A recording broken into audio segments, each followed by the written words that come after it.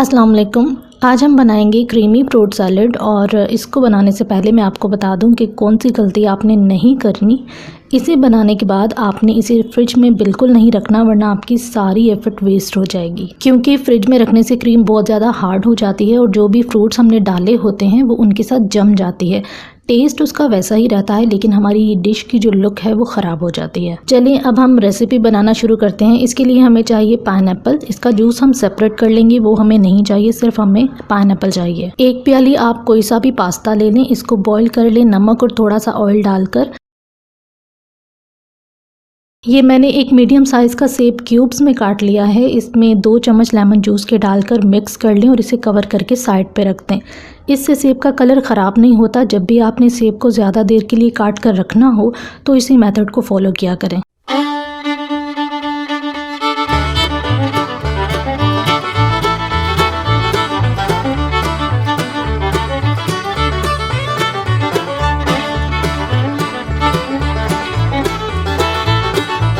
Next इसमें add करेंगे सफ़ेद चने। इनको मैंने पहले ही बॉईल करके रख लिया था। ये हाफ प्याली के करीब मैं इस सैलेड में यूज़ करूँगी। अब आपने एक क्रीम का पैकेट लेना है, कोई भी ले लें, नेस्ले, डेयरी मिल्क। मैं यहाँ ऑल पर्पस की क्रीम यूज़ कर रही हूँ।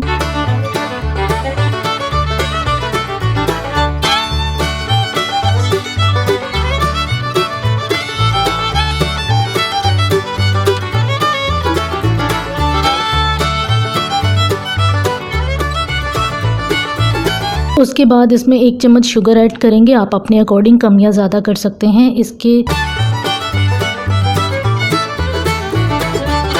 उसके बाद 2 चम्मच के करीब मायोनीज ऐड करेंगे और इसे अच्छे से मिक्स कर लेंगे।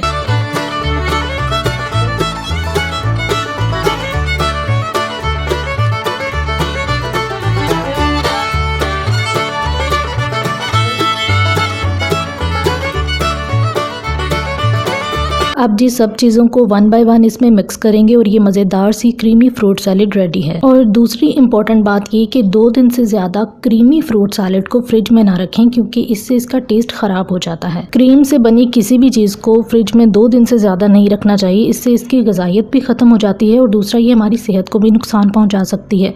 तो बस फ्रेश बनाएँ और फ्रेश खाएँ, तब इसका कोई नुकसान नहीं।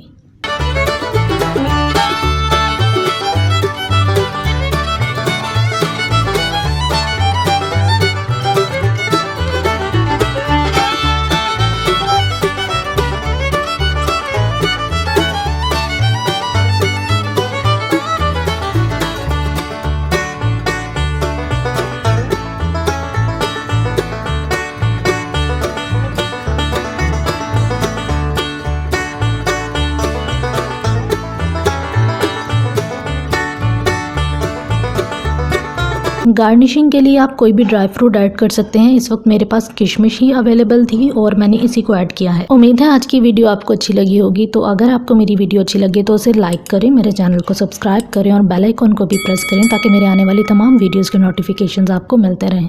Thanks for watching my videos. अल्लाह हाफ़िज़।